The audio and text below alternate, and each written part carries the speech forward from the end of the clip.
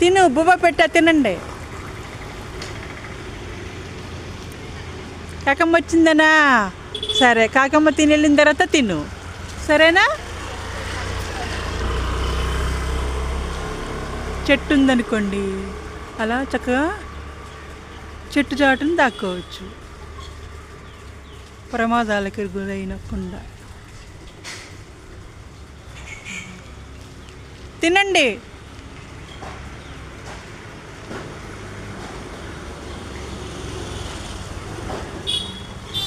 కాకి వచ్చినప్పుడు చక్కగా చెట్లలోకి వెళ్ళింది.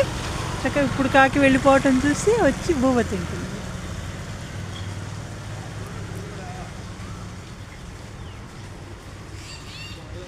నువ్వు కూడా వచ్చి తిను,